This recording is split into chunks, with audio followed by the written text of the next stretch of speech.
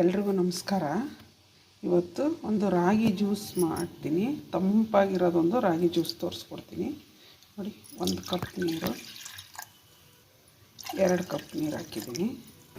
ನೀರು ಗ್ಯಾಸ್ ಮೇಲೆ ಇಕ್ಕಿದ್ದೀನಿ. ಒಂದು ಬೌಲ್ ಇಟ್ಕೊಂಡಿದ್ದೀನಿ. 1 ಸ್ಪೂನ್ ರಾಗಿ ಹಿಟ್ಟಿದ್ದು,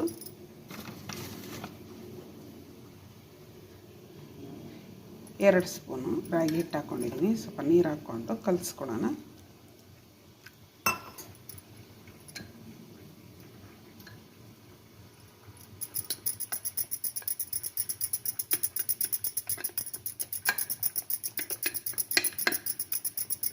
ಚೆಂದ ಗಂಟಿಲ್ದಂಗೆ ಕಲಿಸ್ಕೋಬೇಕು ನೀಟಾಗಿ.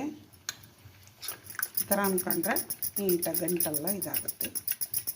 ಈ ಬಿಸಿಲಿಗೆ ಭಾಳ ಚೆನ್ನಾಗಿರುತ್ತೆ, ಭಾಳ ತಂಪಿದು. ಮಾಡಿಕೊಂಡು ನೀವು ಕುಡಿಬೇಕು. ಇದನ್ನು ನೋಡಿ, ವಿಡಿಯೋ ನೋಡಿ.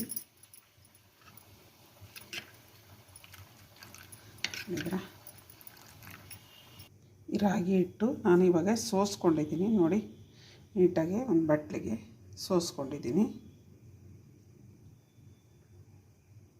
ನೀವು ಸೋಸಿಲ್ಲ ಅಂದ್ರೂ ಹಂಗೇನು ಮಾಡ್ಬೋದು, ಸೋಸ್ಕೊಂಡು ಮಾಡ್ಬೋದು.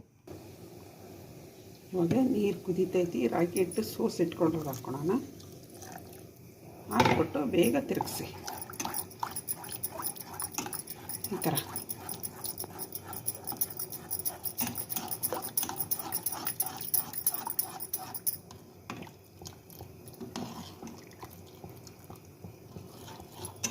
ಕುದಿ ಬರೋವರೆಗೂ ತಿರುಗಿಸ್ಬೇಕಿಲ್ಲ ಅಂದರೆ ಗಂಟು ಬೀಳುತ್ತೆ.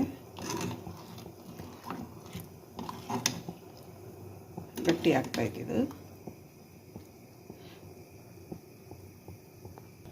ಇವಾಗ ಇದು ಗಟ್ಟಿ ಆಯ್ತು ನೋಡಿ. ಇವಾಗ ತಿರುಗಿಸೋದು ಬೇಡ, ನಿಧಾನಕ್ಕೆ ಬೇಯಲಿ. ಆದರೆ ಚೆಂದ ಬೇಯಬೇಕು. 5 ರಿಂದ 10 ನಿಮಿಷ ಬೇಯಿಸ್ಬೇಕು ಇದನ್ನು ಚೆನ್ನಾಗಿ. ಮೊಸರು 1 ಸ್ಪೂನು, ನಾನು ಸ್ವಲ್ಪ ಹಾಕ್ಕೊಳ್ಳೋಣ. ಅರ್ಧ ಸ್ಪೂನಷ್ಟು, ಅರ್ಧ ಸ್ಪೂನು, 1.5 ಸ್ಪೂನ್ ಮೊಸರು. ಒಂದು ಗ್ಲಾಸ್ಗಿದು.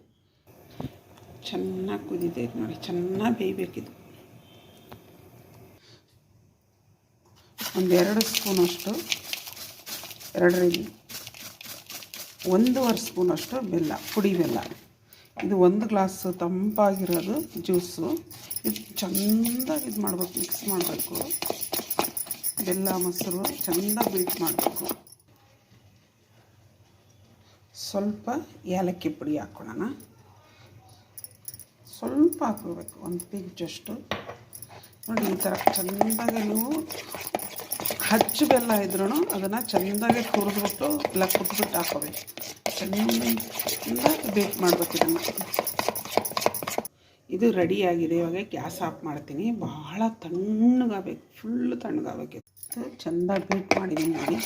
ಈ ಥರ ಮಾಡಿರ್ಬೇಕು ನೀವು.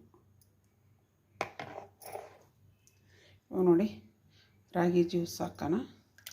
ತಣ್ಣಗಾಗಿದೆ ಇದು.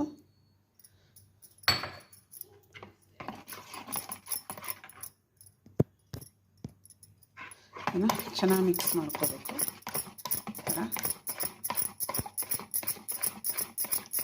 ಬಹಳ ಚೆನ್ನಾಗಿರುತ್ತೆ. ಮಕ್ಕಳಿಗಂತೂ ಸೂಪರಾಗಿರುತ್ತೆ.